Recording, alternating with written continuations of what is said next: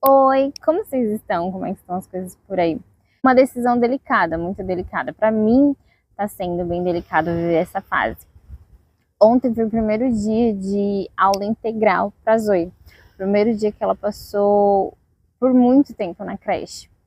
A adaptação dela, os primeiros dias, lógico, ela chorou, foi difícil, mas era até as 11 horas. Deixava ela entre 7h30 e 8 horas até as 11 horas na escola e buscava. Então, no terceiro dia ela já foi bem com a professora, já foi espontânea na hora de buscar também. Ela reclamou um pouco, ela chora quando ela me vê, mas não é tanto. Só que ontem, que foi o primeiro dia dela por muito tempo na escola, quando eu busquei ela chorou tanto. Aí quando chegou em casa, ela mamou os dois peitos de uma vez, sabe? E ela ficou tipo, por quase 2 horas só no meu colo, assim, não queria mais contato, não quis muito ir no colo do pai dela, não quis muito ir com a avó dela, ela quis só ficar comigo. Então foi muito difícil para ela tá sendo muito forte. A gente não consegue ver o quanto as crianças são fortes, a gente não consegue notar. Mas eles são muito fortes, porque essa separação, esse um ano e 6 meses que ela tem de vida, ela passou 1 ano e 6 meses apenas comigo. O máximo que eu fiquei longe dela nesse período foram por 1 hora. 1 hora não, por 2 horas, o máximo. Mais que isso, a gente nunca ficou separada. Então, a gente sempre tá juntas, ela sempre tá comigo. Então, como foi difícil para ela ontem, sabe? Ter vivido tanto tempo longe de mim. E para mim também. Não é. Para mim também não é uma decisão fácil. E sei, sinto que para muitas mães também, lá na creche onde ela tá, tem crianças de 6, crianças de 5. Gente, como é difícil para uma mãe fazer um negócio desse, deixar o bebê com outras pessoas e confiar, assim. A gente tem que confiar muito em Deus e confiar no próximo. Uma mãe confia muito no próximo para deixar, assim, o seu bebê, seu filho. Em Deus, principalmente, sabendo que é Ele que conhece o coração das pessoas, né? Quando ela estava com 6 meses também, eu tive que analisar esse cenário. Deixo ela na creche, volto a trabalhar ou não? Então, eu tomei a decisão de não voltar a trabalhar para cuidar dela. E foi a melhor decisão da minha vida, mas eu também me renunciei para poder tomar essa decisão e ficar todo o tempo com ela. Mas, voltando ao assunto, então quando ela chegou em casa, nossa, tipo assim, cansada, madrugada também, ela tá fazendo desmame. Ela mesma tá fazendo desmame sozinha, assim, ela não tá querendo mais mamar, mas esse é um assunto para outro vídeo que eu vou fazer também. E a madrugada dela foi difícil e eu cogitei muito não levar ela no dia seguinte pra creche. Mas eu sei que é uma adaptação, então eu tenho que deixar. Aí quando eu cheguei na creche hoje para deixar ela, a professora ainda falou, nossa, se todas as crianças que fosse igual ela, porque ela é uma criança muito boa, eu quero ela para mim. Eu escuto muito isso, as pessoas falarem isso dela, e eu fico feliz, porque ela é uma criança que as pessoas gostam de estar próximo, né? É normal a madrugada da criança no primeiro dia de creche em tempo integral ser bem difícil, porque eu acho que ela fica aquele susto por tanto tempo, assim, né? Tipo, nossa, por tanto tempo longe.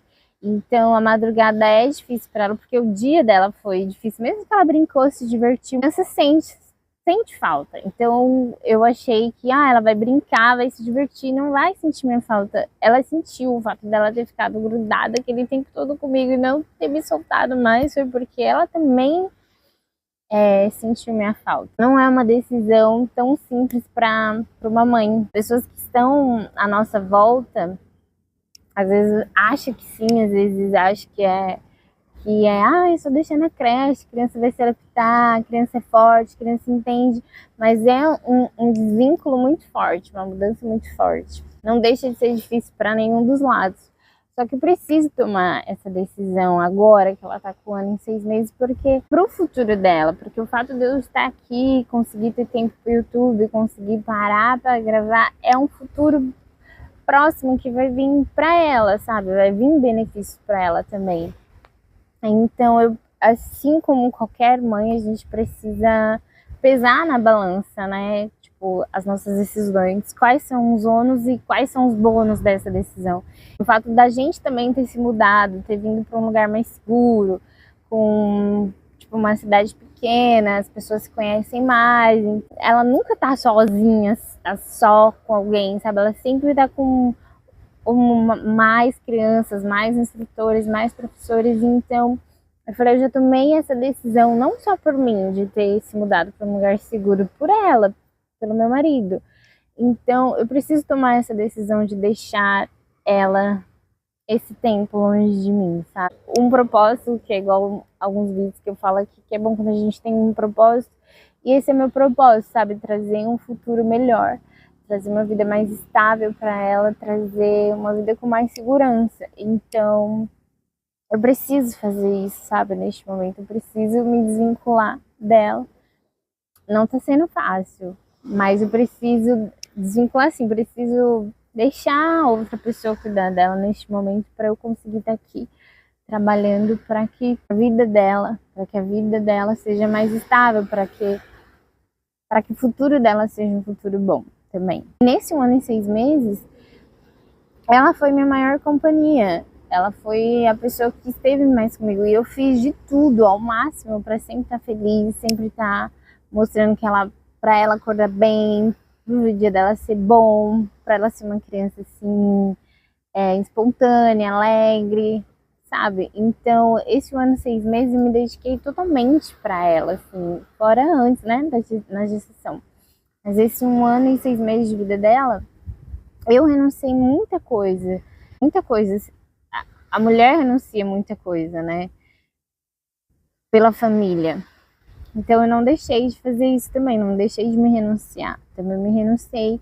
E eu não me arrependo de nada. Tudo que eu renunciei foi bom. Eu vejo que tem frutos agora, por ela ser quem ela é. A vida materna é algo muito delicado. Não é só a mãe que isola. Você sente assim, que as suas amigas que não têm filhos não fazem questão de ter você por perto porque acham que o seu assunto vai ser só isso. E é tão delicado porque, assim, quando você tá numa amizade, às vezes a pessoa também tá passando por uma fase que ela fala de pessoas que você nem conhece, tipo, do trabalho. Você nem conhece o pessoal do trabalho dela, mas você tá ouvindo ela falar do trabalho. Mas você tá ali, sabe, escutando. Às vezes ela tá conhecendo um cara, você ainda nem conhece o cara, mas você tá ouvindo ela falar do cara. Então, por que quando a gente vira mãe, a gente não tinha um bebê? Tem amigas que também não tem. Mas quando você vira mãe, é como se... Quando você vira mãe, essas suas amigas que não têm bebê não querem estar perto de você. Elas não querem ouvir esse assunto de criança. Parece que é um assunto que elas não querem te ouvir falar. E é muito triste, porque você para ouvir sobre várias coisas, sobre a vida dela. E aí quando você tá vivendo essa fase que é surreal, é divina, e você quer ficar falando, o que custa você ter pessoas para te ouvir nesse momento também. Então, assim, é um desabafo, sabe? É um desabafo que foi muito difícil. Foi o Espírito Santo mesmo que me ajudou nessa fase. Ele foi muito meu amigo. E é algo que eu não quero mais me afastar, porque não sei, assim, não sei se eu conseguiria lidar com todas as situações que eu precisei lidar na minha vida se não fosse o Espírito Santo ter sido meu amigo. E eu pedi, sabe, o Espírito Santo seja meu amigo nessa fase, esteja comigo. E eu senti direcionamento em tudo, mas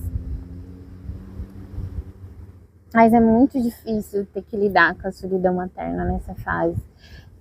E parece que as amigas que já são mães, pessoas na sua volta que já são mães, falam, tipo, não querem também estar próxima de você nesse momento, porque parece que, porque elas passaram por essa solidão, você tem que passar também, tipo, elas não querem te ajudar. Parando para raciocinar, né, fazer uma análise de toda a minha vida, quando eu trabalhei em algum lugar e a pessoa era nova, eu sempre fiz questão de abraçar a pessoa que tá chegando, sabe?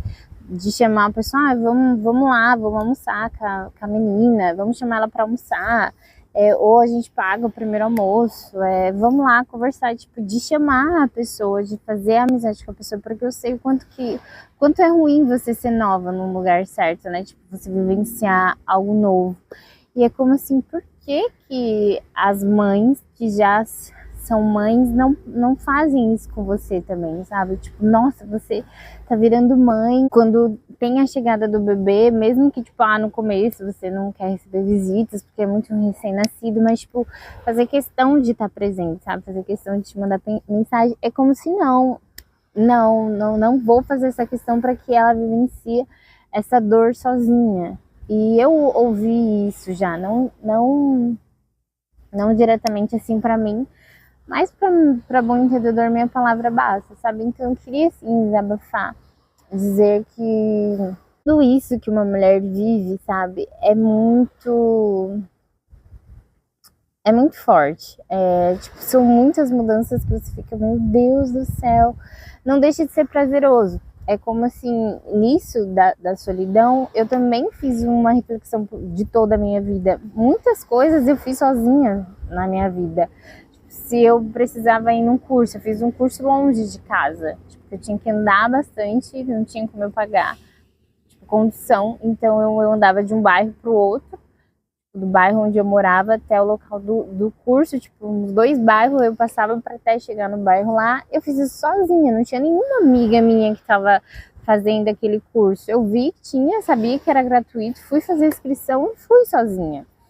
E finalizei o curso sozinha. Quando eu fui fazer faculdade também, não tinha nenhuma amiga minha cursou logística. Eu cursei logística sozinha, então lá eu fiz amizade com o pessoal. Quando eu fui congregar na igreja, quando eu congregava em algumas igrejas, a minha família não ia comigo. Eu sempre estava sozinha, sempre ia sozinha. Então, quando eu passei agora essa fase da maternidade, não deixou de doer. Não significa que não dói, assim como doía fazer coisa sozinha, mas mesmo assim eu fiz. Então, o Espírito Santo me falou assim, Camila, muita coisa você faz sozinho, você não precisa de companhia, você tem que fazer. Chegando lá, você faz amizades. E são amizades que não são pro longo da vida, são amizades passageiras, que naquela fase, e tem amizades também que duraram por muito tempo e ainda duram.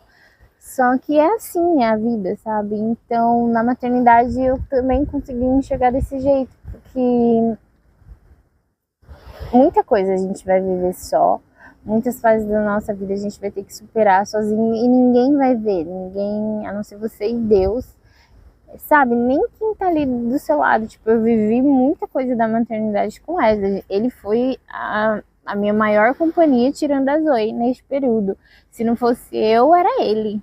Em relação a tudo isso, e mesmo assim ele não sabe de tudo que eu passei, ele não sabe de todas as dores internas e nem tem como ele saber, que são muitas coisas que a gente, tipo assim, que é algo da mãe, que é algo interno nosso mesmo, não tem como nem falar, tem coisas que você não consegue nem buscar palavras para conseguir expressar aquele sentimento, aquilo que você viveu.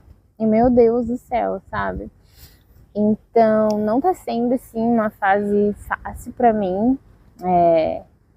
Eu sei da importância que é a Zoe desenvolver com amigos também, com pessoas da mesma faixa etária dela.